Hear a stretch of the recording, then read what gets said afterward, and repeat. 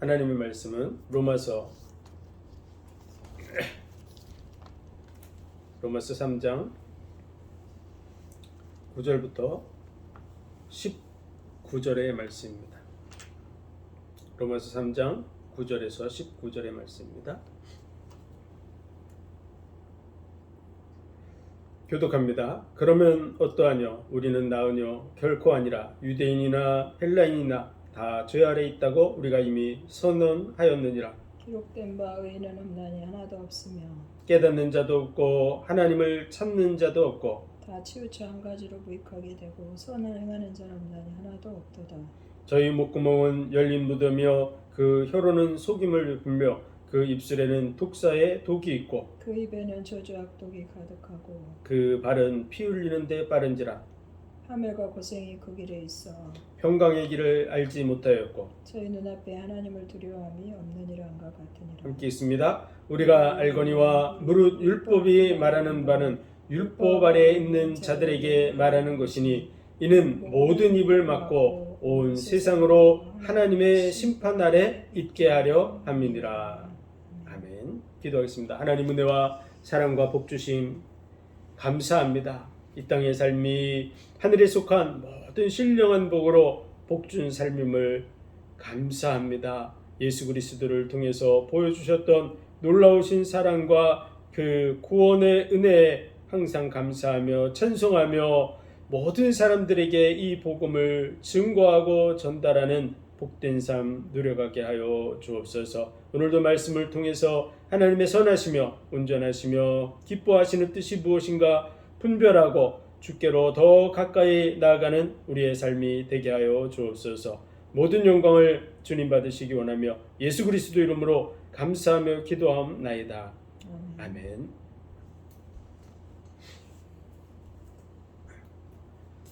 로마서 3장을 통해서 우리가 유대인의 나음이 무엇이뇨? 그들이 하나님의 말씀을 맡은 것이 아주 귀한 일이죠. 먼저 하나님이 말씀을 주시고 그 민족을 선택하셔서 그 민족 속에서 구원의 역사가 지금까지 흘러내려온 것이 하나님의 큰 은혜인 줄 믿습니다. 유대인이라고 해서 다 하나님을 믿는 것이 아니죠. 그들이 믿지 않는다 그래서 하나님의 믿부심이 패해지는 것은 아니에요. 그것은 그 믿지 않는 자들의 문제지 하나님의 신실하심과 의로우심과 믿부심이 그것 때문에 패해지는 것은 아닙니다. 혹시 그들이 우리가 이렇게 잘못함으로 인해서 하나님께 영광이 돌아가고 있다 이렇게 얘기할지라도 그들의 그 잘못에 대해서는 당연히 하나님이 심판하는 것이 맞습니다. 그 결과가 하나님께 영광이 됐다 그래서 하나님이 판단의 기준을 바꾸면 하나님이 심판주로 설 수가 없죠. 그런 부분에 대해서 우리가 지난주에 말씀을 살펴봤습니다. 그래서 만약 내가 하나님께 영광이 된다 그래서 거짓말을 하고 그것 때문에 하나님의 의가 드러나고 그런 부분이 이루어진다고 할지라도 마찬가지다 이런 얘기를 했습니다. 오늘 말씀을 보면 9절 함께 있습니다. 시작. 그러면 어떠하뇨? 우리는 나으뇨? 결코 아니라. 유대인이나 헬라인이나 다 죄 아래 있다고 우리가 이미 선언하였느니라. 그러면 우리는 어떠뇨? 우리는 더 낫습니까? 하나님을 믿지 않는 자들이나 또 유대인들이나 다 죄 아래 있어요.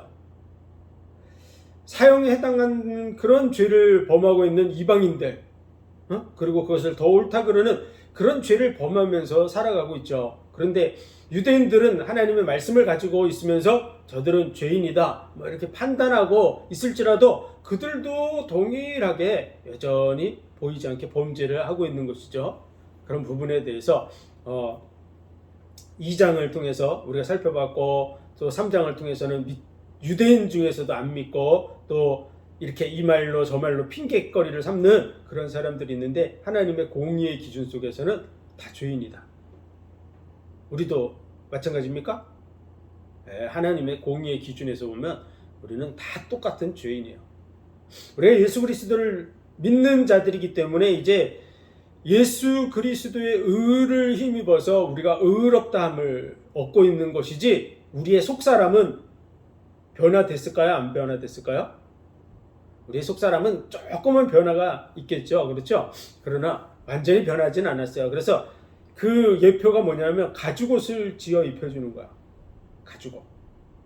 그러니까 무화과 나무 잎으로 아담과 하와가 가렸을 때나 가죽옷으로 가렸을 때나 아담과 하와의 그 상태는 큰 변화가 있습니까? 없습니까? 똑같죠. 그렇죠? 예. 그게 우리의 모습을 비춰주는 거야. 만약 가죽옷을 입혀줬더니 속사람이 확 바뀌었다. 그렇다 그러면 가죽옷이 필요가 없는 거야. 이것은 하나님이 우리의 허물을 덮어주시는, 감싸주시는, 그리고 우리의 죄와 허물을 더 이상 보지 않는 이런 모습을 예표로 보여주는 거야.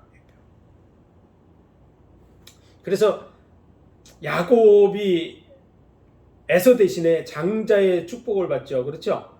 그때 그 형의 옷을 내어다 입힙니다. 그렇죠?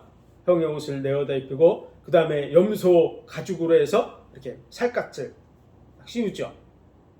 그런다 그래서 그 속에 야곱이 변합니까? 안 변합니까? 야곱은 안 변하죠. 마찬가지의 모습을 우리에게 보여주고 있는 거야. 우리는 여전히 죄인이에요. 그런데 예수 그리스도의 의를 덧입어서 의롭다고 칭함을 받는 존재예요. 그래서 그것을 뭐라 그래요? 칭의. 우리가 진짜 의로워졌으면 칭의라는 말을 쓸 필요가 있습니까? 없습니까? 진짜 의로워졌어요. 그럼 칭의라는 말을 쓸 필요가 없어요.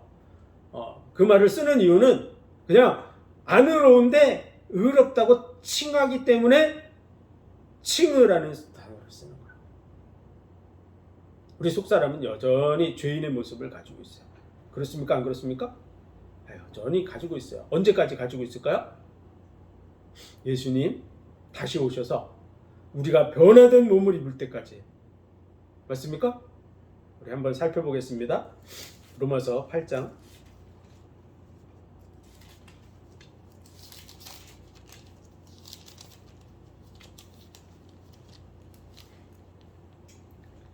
23절입니다.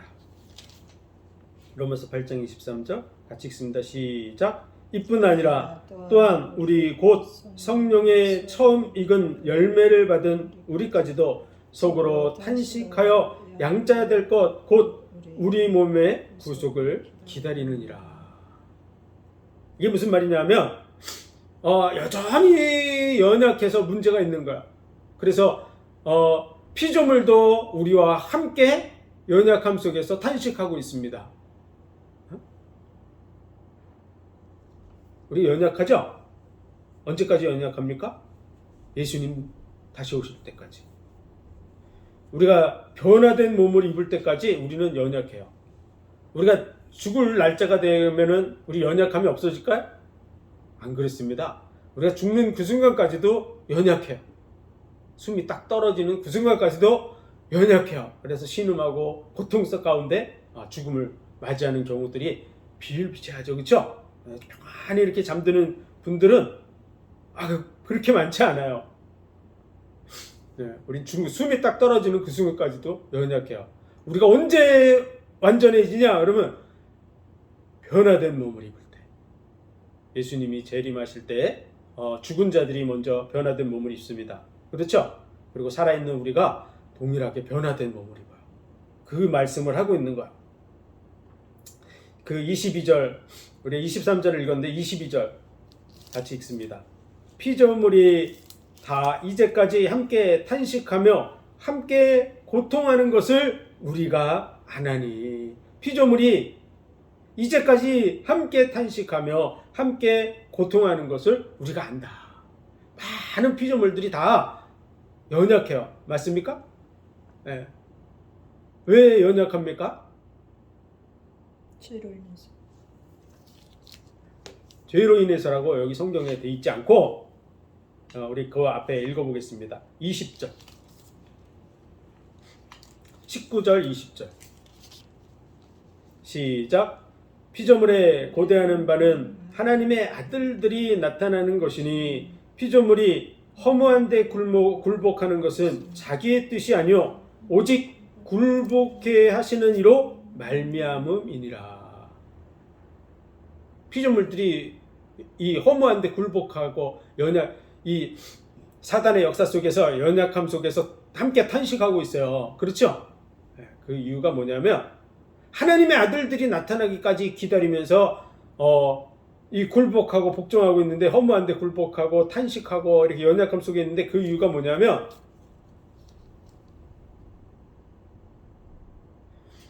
우리가 하나님의 아들들이 나타나기까지 그 일을 이루어가는 거예요. 근데 하나님의 아들이 우리가 지금 되어 있습니까? 안 됐습니까? 됐어요. 예, 예수 믿음으로 말미암아 하나님의 아들이 되어 있죠? 예, 뭐에 따라서 됐을까요? 믿음으로. 이 약속의 말씀을 따라서, 말씀의 법을 따라서 우리가 하나님의 자녀가 되어 있어요. 그런데 우리 몸은 온전합니까? 안 합니까? 안 돼요. 그 얘기를 오늘 말씀이 한 거예요. 그래서 성령의 처음 익은 열매를 받은 우리, 성령의 처음 익은 열매를 받은 우리는 누굴까요? 누가 처음 열매를 맺었습니까? 사도들. 예, 제자들. 그렇죠? 예수님의 제자들이 처음 이 지금 바울 사도와 이 말씀을 기록하고 있는 사람이 바울이죠. 예, 그러니까 초기 성령을 받고 사도로 부름을 받아서 하나님의 일을 하고 있는 이들, 이들도 뭐 한다고요? 속으로 탄식하고 있다. 뭐 때문에 탄식할까요? 연약하고 문제 속에서 여전히 이 피조물들과 함께 그 연약함 속에 있는 거야. 하나님은 우리를 완벽하게 지을 능력이 있을까요? 없을까요? 당연히 가지고 있죠. 우리가 들어갈 나라는 문제가 있을까요? 없을까요? 완벽할까요? 완벽하지 않을까요? 완벽해요. 네, 천국은 문제가 없어요. 완벽한 나라예요. 하나님 100%짜리를 만들 수 있어요. 그러나 잠시 이 세상의 과정을 거쳐가게 하는 거야. 왜 하나님이 애굽에 이스라엘 백성들을 보냈을까요? 아브라함을 축복하고 아브라함을 창대케 하고 그리고 이삭과 야곱을 창대케 하고 가나안을 중심으로 전 세계를 통치하게 만들 능력이 하나님에게 있을까요? 없을까요? 하나님 마음만 먹으면 얼마든지 그렇게 할 수 있어요. 하나님이 주권자시거든요. 온 세상의 주권자. 그런데 아브라함에게 약속하는 거야. 아직 지금 이삭도 야곱도 요셉도 이런 사람들이 존재하기도 전에 하나님이 약속을 하시는 거야. 내 자손이 이방의 객이 되어서 4대 만에 나오게 된 거야. 그러면 요셉 때 야곱이 애굽에 들어가는 것이 하나님의 뜻입니까? 아닙니까? 하나님 뜻인 것 같겠죠. 하나님의 뜻이죠. 당연한 얘기죠. 왜냐하면 그들의 잘잘못에 의해서 된 게 아니에요. 아브라함에게 이미 그 일이 이루어질 것을 약속하셨어요. 그래서 그 약속이 성취가 언제 이루어지고 있느냐 그러면은 요셉 때에 가서 이루어지고 있는 거예요. 그리고 그것이 요셉 때 애굽에 들어가서 400년이 지난 다음에 모세 때에 하나님이 이끌어내시는 거죠. 그러니까 많은 세월이 지났잖아요. 그렇죠? 하나님의 경륜을 따라서 이루어지고 있는 거예요. 모든 피조물들이 완벽하게 지어지지 않았어요. 하나님은 이 세상을 지을 때 완벽하게 지은 게 아니에요.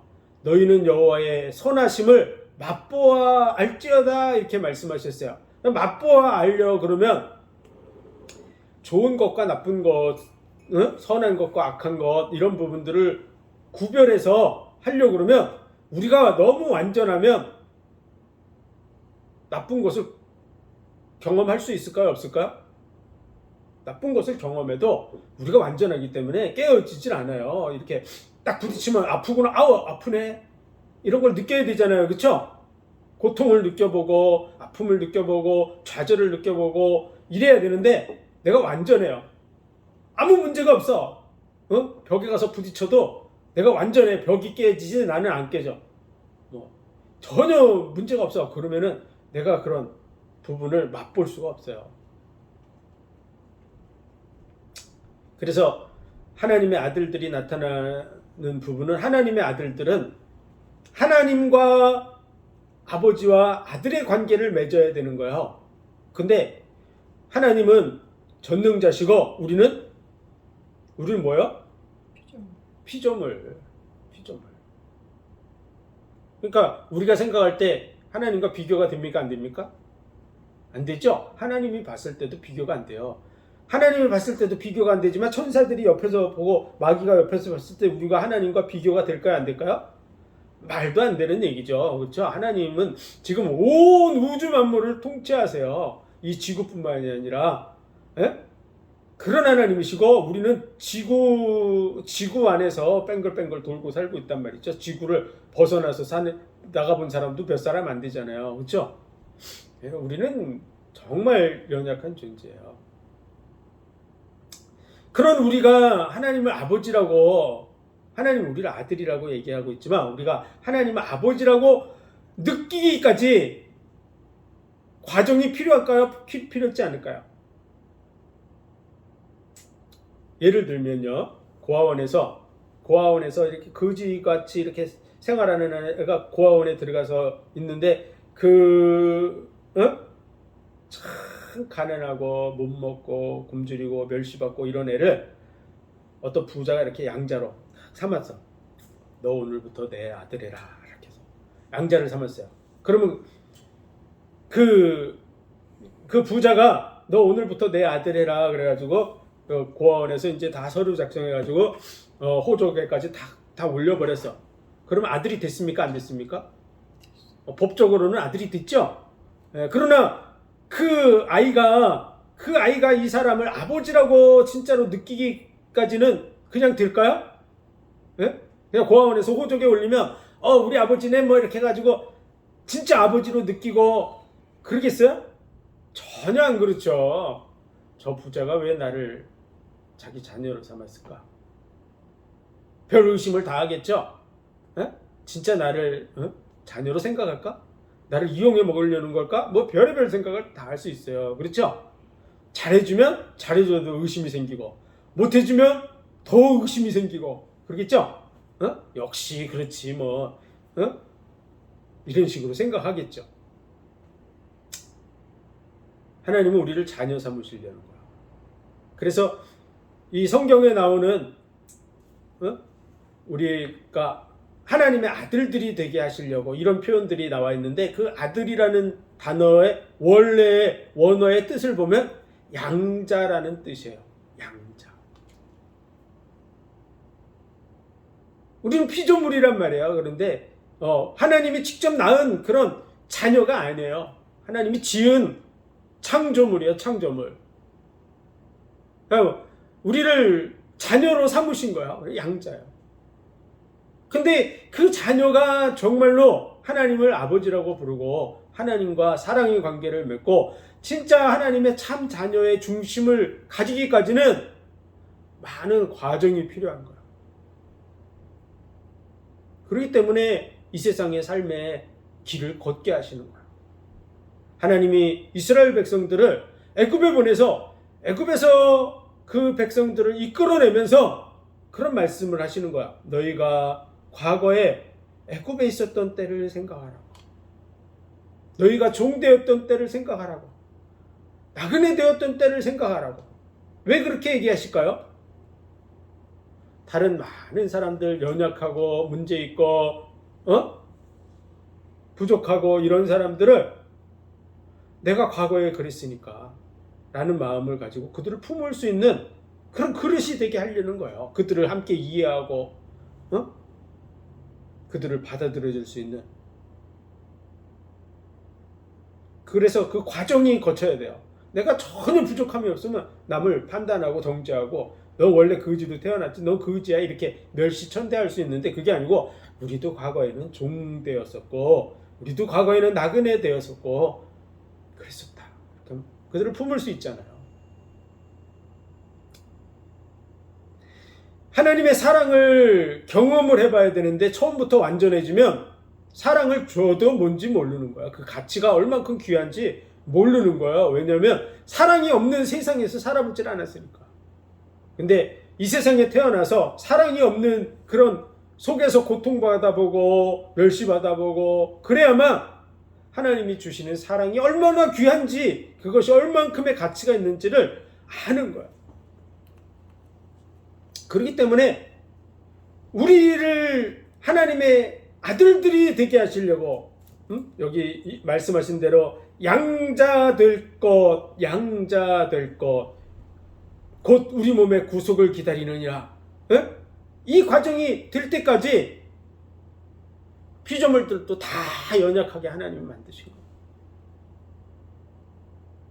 그래서 우리와 같이 탄식하고 우리와 같이 고통받고 허무한 데에 굴복하고 피조물들이, 그렇죠? 그러고 있는 거예요. 우리 때문에 다 만물이 함께 다 그 고난에 동참하고 있는 줄 믿으시기 바랍니다. 언제 완전해진다고요? 예수님 재림할 때. 그 이전까지는 우리는 다 연약해요.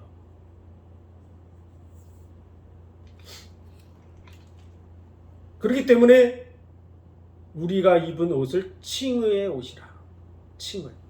무슨 얘기인지 알겠죠? 그리스도인들이 의롭다고 칭하는 받는 것은 우리의 의 때문이 아니에요. 우리 속사람이 변하지 않아요. 언제 변한다고요? 예수님 재림할 때 변화되어서. 그래서 양자 될 거, 우리도 속으로 탄식하며, 탄식을 왜 합니까? 잘 안 되니까 탄식하잖아요. 맨날 잘 되면은 탄식합니까? 안 합니까? 탄식할 필요가 없죠. 뭐 잘 되는데 뭐 탄식을 합니까? 잘 안 되고 문제 있고 연약하고 그렇습니까? 안 그렇습니까? 그렇습니다. 이게 지금 7장에서 바울이 그러잖아요. 오라 곤고한 자로다. 곤고가 뭐예요? 정말 피곤하다 그 말이야. 누가 이 사망의 법에서 나를 건져내랴.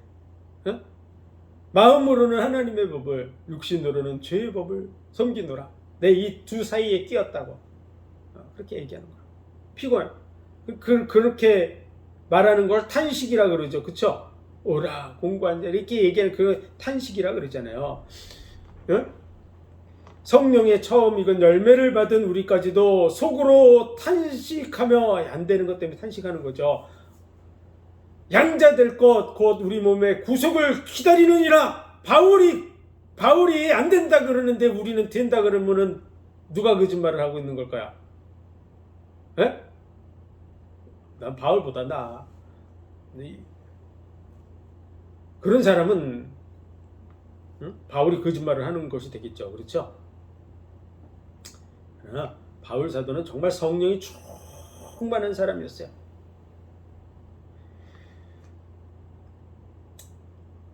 주 예수를 위해서 나의 생명을 조금도 아까운 것으로 여기지 아니하노라. 이렇게 고백한 사람이 바울이에요.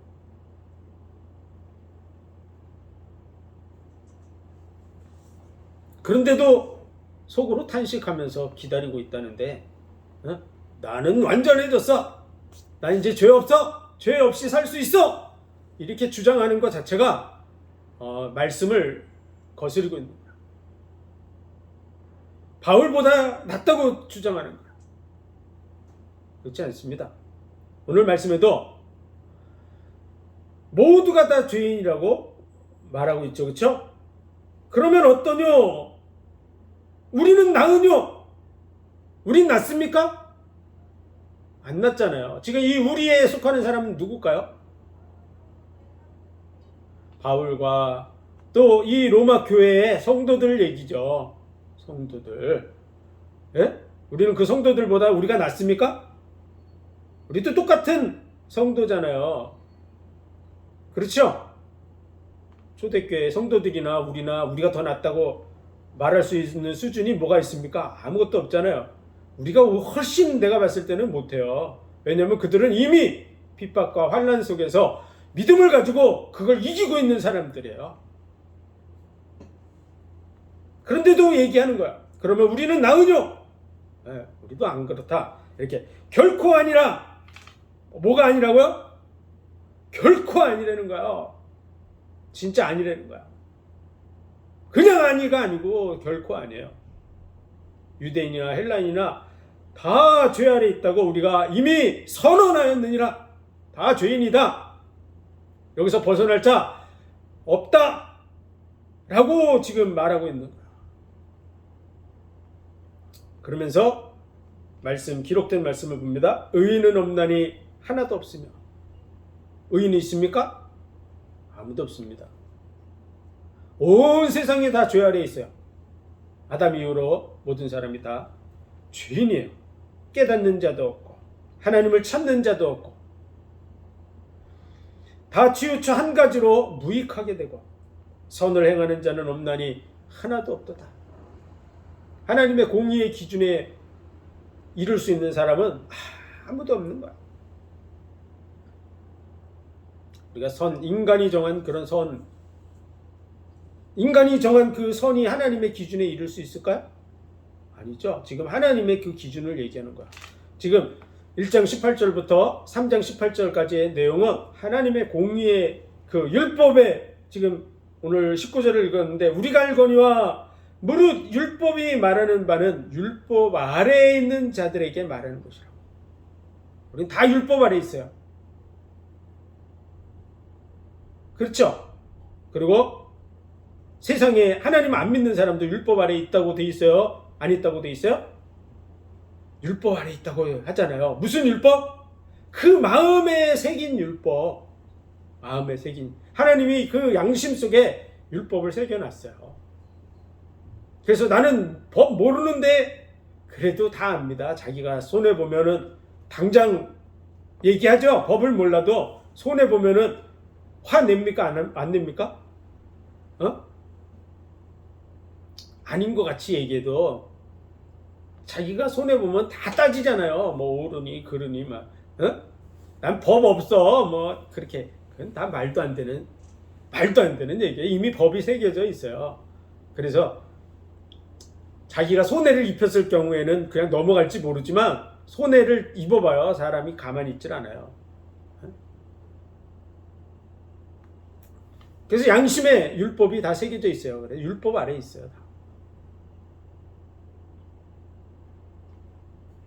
하나님의 공의의 기준 아래서 하나님의 그 공의의 선에 이르는 자는 아무도 없다는 거야. 저희 목구멍은 열린 무덤이요. 겉으로는 멀쩡한 거 보이지만 무덤을 열면은 뭐가 나올까요? 시체가 나오고 그 썩어가는 냄새가 퍽퍽 나겠죠, 그렇죠? 우리 속을 열어보면 멀쩡한 것 같아도 속에는 썩어가는 게 퍽퍽 올라온다고 성경이 말씀하고 있는 거야. 너희 어떤 존재냐? 그러면 열린 무덤 수준이다 이렇게 얘기하는 거죠. 그 혀로는 속임을 베풀며 난 사람들 속인 적이 없는데요. 그래도 사람이 불리해져 봐요. 그럼 자기도 모르게 거짓말이 막 나올라 그래요. 그 입술에는 독사의 독이 있고 그 입에는 저주와 악독이 가득하고 그 발은 피 흘리는데 빠른 자.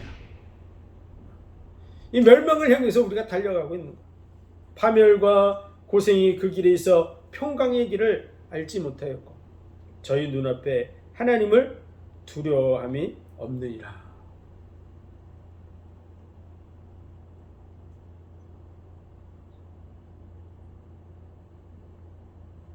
이 말씀에 우리가 속해 있다는 거야.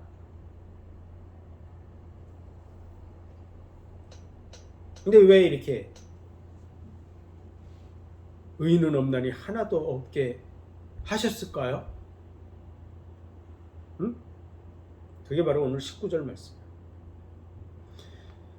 모든 사람이 죄인이라는 얘기는 1장 18절부터 3장 18절까지의 내용이에요. 근데 왜 오늘 19절을 읽었냐면 19절이 그 결론과 같은 말씀이기 때문에 오늘 19절을 읽은 거예요. 그래서 19절 우리 함께 읽습니다. 시작. 우리가 알거니와 무릇 율법이 말하는 바는 율법 아래 있는 자들에게 말하는 것이니 이는 모든 입을 막고 온 세상으로 하나님의 심판 아래 있게 하려 함이니라. 왜 이렇게 하셨다고요? 하나님의 심판을 얘기하라. 모든 입을 막고, 모든 입을 막는다는 말은 뭘까요? 하나님의 앞에서 아무도 변명하거나 핑계하거나 그렇지 못하게 된다 그 말이야. 입을 뭐 하나님이 이렇게 직접 막으시는 게 아니고, 응? 하나님의 공의의 그 심판대 앞에 탁 서면 아무도 할 말이 없는 거죠. 다 보여질 거니까. 오전에 말씀드렸지만 우리의 모습이 다 우주에 기록되고 있어요. 그래서 이 현재 우주 속에서 가장 빠른 것이 그 빛의 속도라 그래요. 빛의 속도. 현재 속에서는 사람들이 측정할 수 있는 것 중에서는 빛이 제일 빨라요. 그래서 빛보다 더 빠른 게 없다고 생각하는 사람들도 있지만 사실은 그렇지 않아요. 이 영의 세계는 훨씬 더 빨라요. 네? 우리가 영적으로 우주 끝까지 순식간에 갔다가 순식간에 올 수 있어요.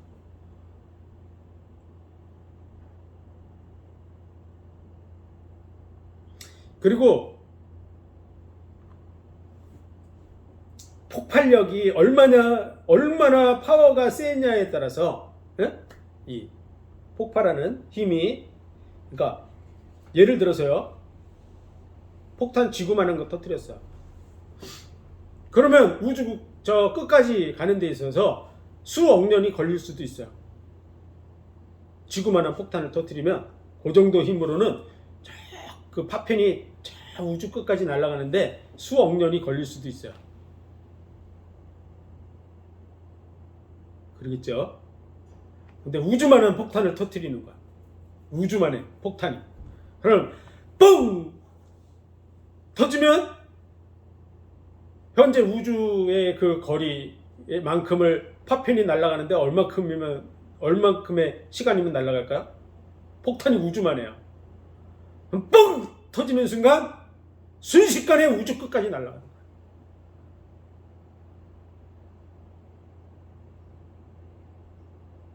힘이 얼마나 들어갔느냐에 따라서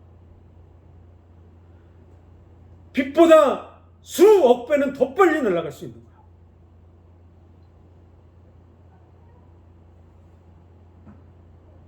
하나님의 능력이 얼마큼 강하냐 그러면 순식간에 우주 끝에서 우주 끝까지를 튕겨 날릴 수 있는 능력이 있어요. 그래서 과학자들은 자기 수준에서 생각해 보니까 우주 속에서 가장 빠른 건 빛의 속도다. 그래서 빛이 저 우주 끝에서부터 별들이 쫙 빛을 발해가지고 여기까지 당도하는데 빛의 속도로 계산을 해보니까 뭐 100만 광년 뭐 이런 식으로 100만 년의 시간이 걸렸다 이렇게 생각하는 거야. 그건 빛의 속도의 평균 속도로 왔을 때를 얘기하는 것이지, 하나님의 능력을 인정하고 하나님이 말씀으로 우주를 창조하는 그 말씀의 파워풀한 능력을 계산하면 그 빛은 순식간에 여기 도달하는 거야.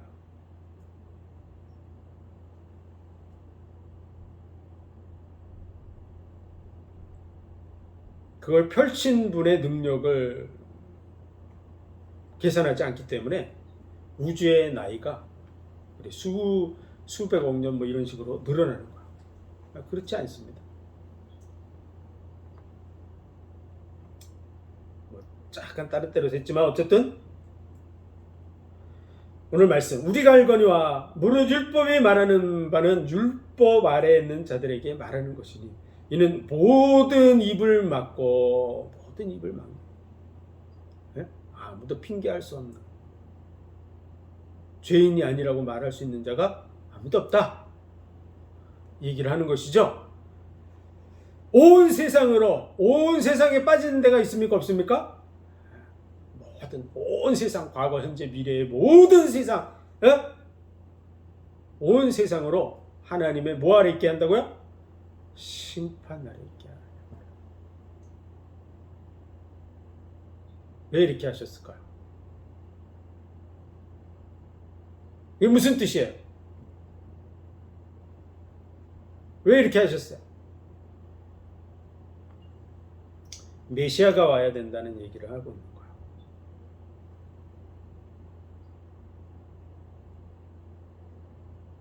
인간으로는 할 수 없다는 것을 얘기하고 있는 거예요. 마귀 문제, 인간이 해결 못하는 얘기를 하고 있는 거예요. 우리의 죄 문제, 인간이 해결 못해요. 그로 말미암아 주어지는 영원한 지옥의 형벌 문제, 인간이 해결 못해요. 그래서 하나님이 인류에게 이 해결자를 약속을 하셨어요. 그분이 누굽니까? 그분이 메시아, 구원자, 그리스도, 그분이 오셔야 된다는 거예요.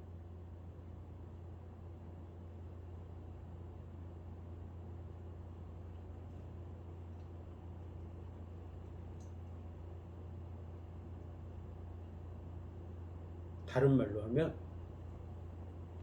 말로 하나님의 은혜가 아니면 우리는 안 된다. 한번 따라해 보겠습니다. 하나님의 은혜가 아니면 우리는 안 된다.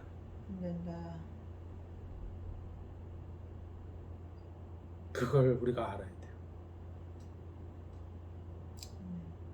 그걸 모르면 우리는 교만해지는 거야. 내가 할 수 있어. 이렇게.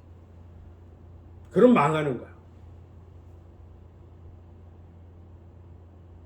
왜 그렇게 하셨을까요? 오늘 말씀도 그냥 성경을 평범하게 그냥 막 이렇게 읽고 그냥 지나가 버리면 이 말씀은 무슨 뜻인지 모르고 넘어갈 수 있습니다. 아주 중요한, 굉장히 중요한 말씀이에요. 모든 입을 막고 온 세상으로 하나님의 심판 아래 있게 하려 함이라.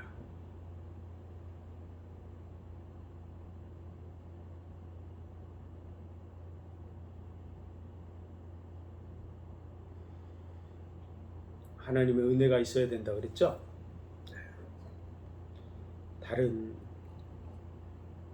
그걸 다르게 또 얘기하면 하나님의 그 사랑하심, 은혜가 왜 주어지냐면 우리가 은혜 받을 만한 자격이 전혀 없잖아요. 그렇죠?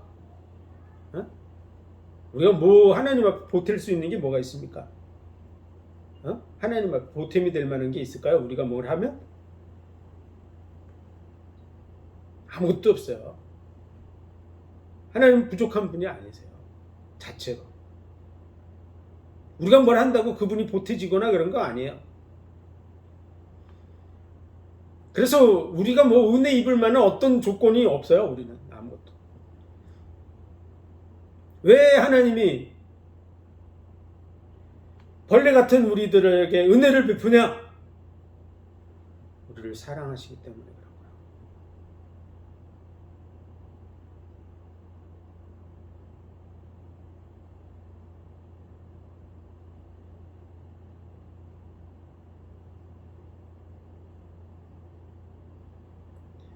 우리를 자녀 삼으시려고. 하나님과 사랑의 교제를 나눌 그런 대상으로 우리를 지으셨어요.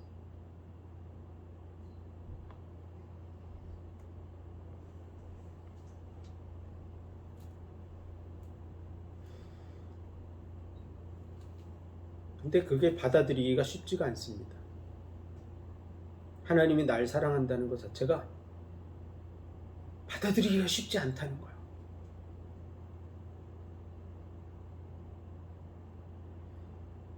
그분이 직접 와서 얘기를 해도 난 너를 사랑해 라고 얘기해도 받아들이기가 쉽지 않다는 거예요. 왜냐하면 그냥 립 서비스겠지. 말로 그렇게 하시는 거겠지. 이렇게 받아들인다 그 말이야. 실제로 못 받아들여. 그래서 하나님이 그 사랑하심을 보여주시는 게 필요했던 거야. 얼마큼 보여줘야 되겠습니까? 하나님의 약속대로 이 땅에 오시는 거야. 말씀이 육신이 되어서 종의 형상인 우리의 형상을 입고 이 땅에 오시는 거야. 그리고 왔다가 그냥 가시기만 해도 대단한 일인데, 그분이 약속의 말씀대로 우리의 죄와 허물을 짊어지시고 십자가에 못 박혀 죽으시는 거야. 진정한 사랑은 죽음과도 같이 강하고 라고 말씀 주시고, 죽음도 막을 수 없는 사랑이다 라고 얘기하시고 죽으러 오신 거야. 죽음도 막을 수 없는 그 진정한 사랑을 보여주시려고 생명을 내어주시기까지 하신 거야. 그래서 뭐 하려고요? 우리에게 대한 사랑을 확증해 보여주시고, 우리로 그 사랑을 받아들이고, 우리로 하나님의 자녀, 하나님이 나를 정말로 생명을 내어주시기까지 사랑하시는구나 라고 하는 이 사실을 믿게 하려고, 받아들이게 하려고, 그래서 그 사랑의 관계를 하나님과 맺어가게 하시려고. 진정한 자녀의 중심이 돼서 하나님의 사랑을 받고, 하나님을 정말 아빠라고 아버지라고 진정으로 부를 수 있는 그런 중심이 되게 하시려고 하나님이 직접 죽으심으로 이 일을 이루신 줄 믿으시기 바랍니다. 그것 때문에 은혜를 베풀기 위해서 하나님이 너희는 절대로 구원받을 수 없는 뭔가를 할 수 있는 그런 존재가 아니라고 하는 사실을 확인시켜주는, 하나님의 은혜가 아니고 사랑이 아니면 안 된다고 하는 사실을 보여주기 위한 그런 부분이 바로 이 서론의 말씀인 거예요. 그래서 모든 입을 막고 온 세상으로 하나님의 심판 아래 있게 하려 합니다. 다 심판 아래로 다 내려놓는 거예요.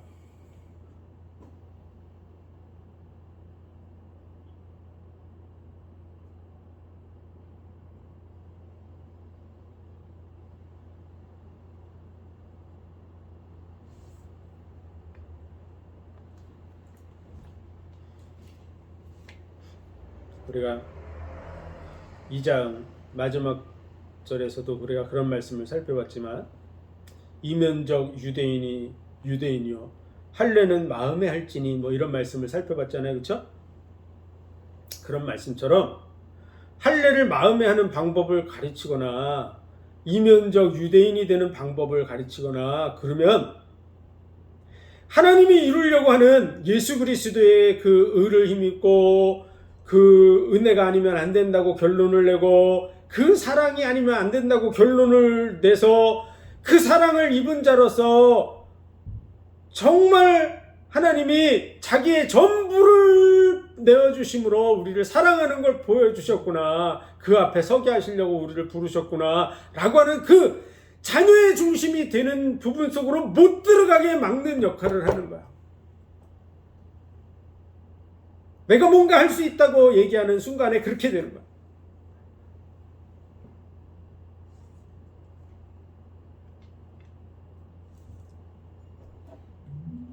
그래서 마음에 할례 받는 방법을 가르치면 안 돼요.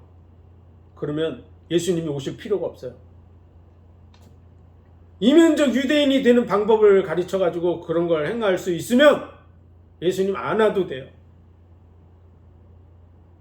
예수님이 안 죽으셔도 내가 뭔가 이면적 유대인이 되는 방법이 있는데, 마음의 할례를 하는 방법이 있는데 마음의 할례를 받으면 되지, 이렇게 되는 거죠. 자칫 말씀을 잘못 받아들이면 그렇게 하는 거야. 말씀을 부분적으로 풀다가. 그게 아닙니다. 이 모든 말씀은 할례는 마음에 할지니 이면적 유대인이라고 말하는 이런 부분은 여전히 진짜 너희는 겉으로 유대인이라 그래서 구원받은 게 아니다, 이 얘기를 하는 거야. 겉으로 할례를 받았다고 구원받은 자가 아니다, 그 얘기를 하려고 하는데 목적이 있는 것이지, 이면적 유대인이 되라, 할례는 마음에 받는 자가 되라 이런 뜻으로 한 게 전혀 아니라는 거예요.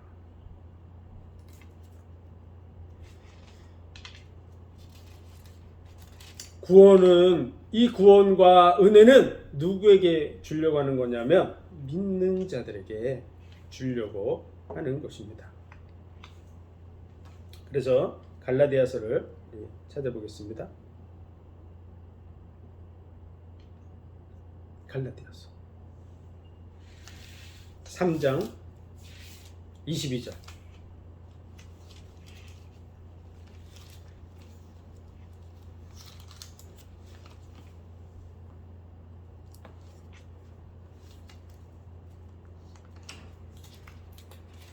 같이 읽습니다. 시작.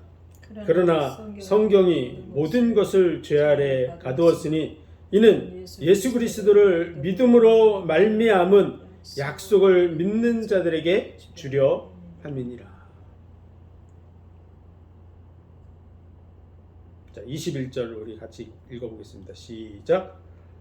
그러면 율법이 하나님의 약속을 거스르느냐? 결코 그럴 수 없느니라. 만일 능히 살게 하는 율법을 주셨다면 의가 반드시 율법으로 말미암았으리라. 왜 이 말씀을 앞에를 읽었냐면 여기 그러나 이렇게 얘기를 했기 때문에 앞에를 읽은 거야. 왜냐하면 앞에를 안 읽으면 왜 그러나를 했는지를 모르니까. 만약 율법으로 우리가 의롭게 되는 부분이 조금이라도 된다면 의가 반드시 율법으로 말미암았을 거라고 얘기하는 거야.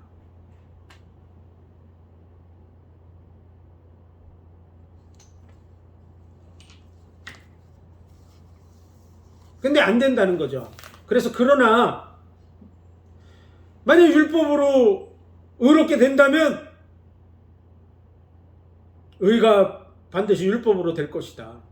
그러나 그게 안 된다 해서 여기가 그러나가 붙은 거야. 성경이 모든 것을 죄 아래 가두었으니. 뭘 가뒀다고요? 모든 것을 다 죄 아래 가뒀대요. 우리는 거기서 벗어납니까? 아무도 못 벗어나죠. 여기 모든 것에는 다 들어간 거야. 왜 가뒀어요?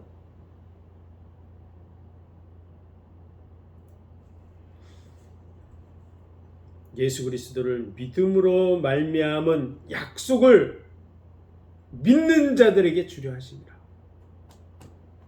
이 로마서 지금 3장의 말씀하고 이 말씀은 같은 맥락의 말씀이에요. 그래서 모든 입을 막고 모든 사람을 그렇게 하신 것은 뭐 하려고? 심판 날에 있게 하려고 이렇게 얘기한 거죠. 아무도 구원 못 받는다. 하나님의 의의 기준에서는. 그래서 모든 입을 막고 그 심판 날에 있게 하려니라. 아무도 자격이 없다 이 말을 하는 거죠. 자격 없음 이렇게 탁 얘기하는 거야. 모든 사람을 죄 아래 가두어 두시면 그 말은 무슨 얘기예요? 아무도 자격 없어. 자격 없어. 그렇기 때문에 뭐가 필요해요? 은혜가 필요해요. 은혜가. 그 은혜는 어디서 나왔다고요? 하나님의 사랑에서 나와요. 사랑. 우리가 받을 자격이 있어서가 아니고 하나님의 사랑에서.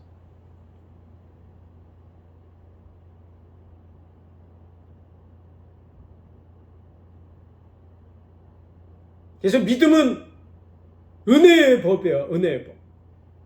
우리가 뭘 어떻게 해가지고 받는 거는 그건 은혜가 아니에요. 그건 싹시라고 이제 우리가 4장에 나옵니다. 뭔가 조금이라도 우리가 한 거 있어서 받으면 그건 대가. 은혜가 아니에요. 우리는 다 하나님의 심판 아래에 있어요. 다 심판받고 처형받고 다 지옥에 갈 존재들이에요. 다 죄 아래 있어요. 하나님이 왜 죄 아래 다 가뒀느냐?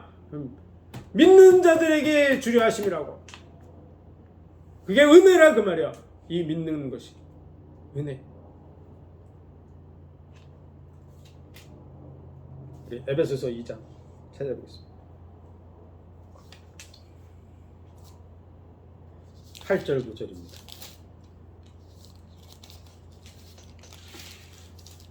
에베소서 2장 8절 9절 시작. 너희가 그 은혜를 인하여 믿음으로 말미암아 구원을 얻었나니 이것이 너희에게서 난 것이 아니요 하나님의 선물이라. 행위에서 난 것이 아니니 이는 누구든지 자랑치 못하게 함이니라. 뭐로 말미암아 구원을 받았다고요? 믿음으로. 그 은혜를 인하여. 은혜로 주어진 거야. 이게. 그게 뭐냐? 그게 믿음으로 구원받는 거야. 근데 그게 어디서 났다고요? 행위에서 난 것이 아니래요. 하나님의 선물.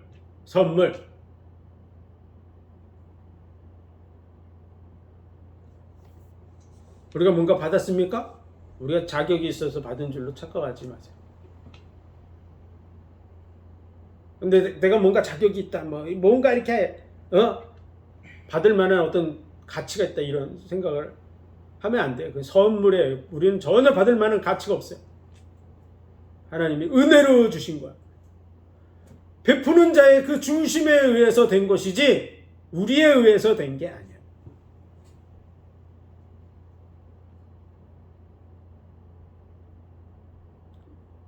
그분의 그 중심에 의해서 된 것이 맞다면 내가 받은 거에 대해서 나를 자랑할 게 아무것도 없죠. 그렇죠?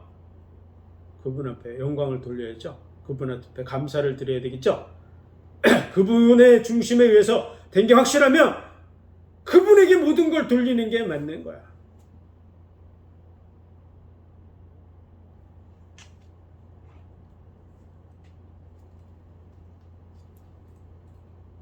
그래서 모든 입을 막는 거야.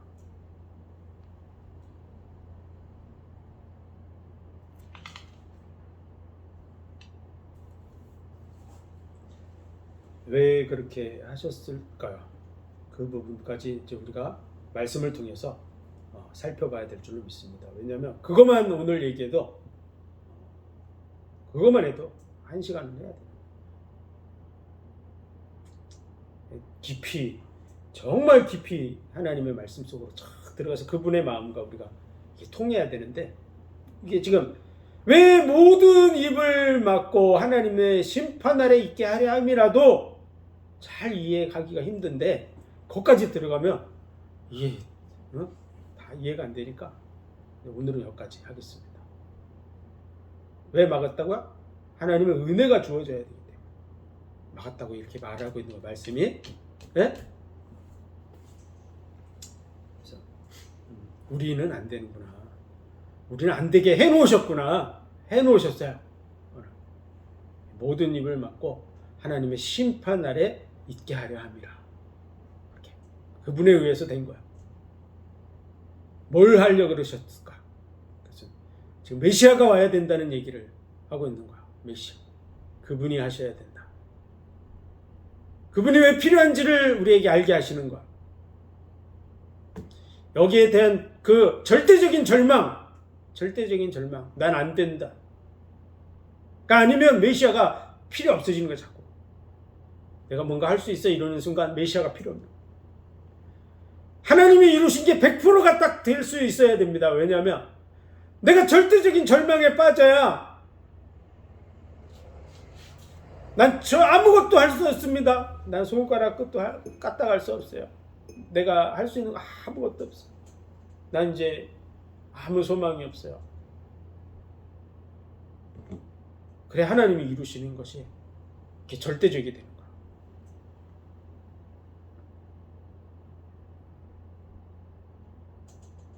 수천 년 동안 메시아를 약속하시는 거야. 수천만 명이 왔다 가고 했는데 안 된다는 부분을 보여주고 있는 거야.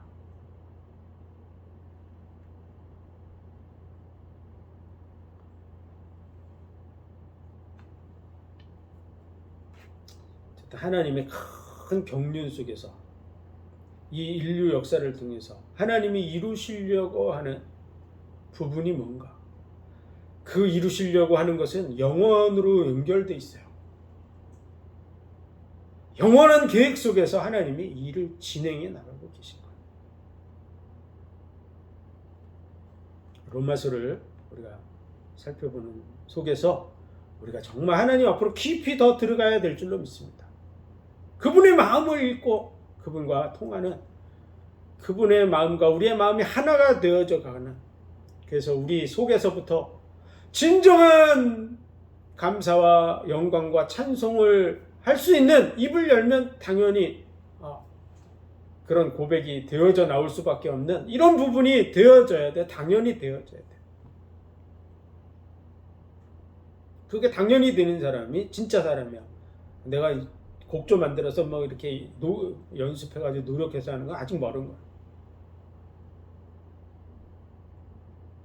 법적으로는 자녀지만 우리의 마음 중심이 하나님의 아들들이 돼서 그 은혜와 영광을 찬송하게 하려 합니다. 그렇게 되시기를 주의 이름으로 축원드립니다. 기도드리겠습니다. 하나님 은혜와 사랑과 복 주신 감사합니다.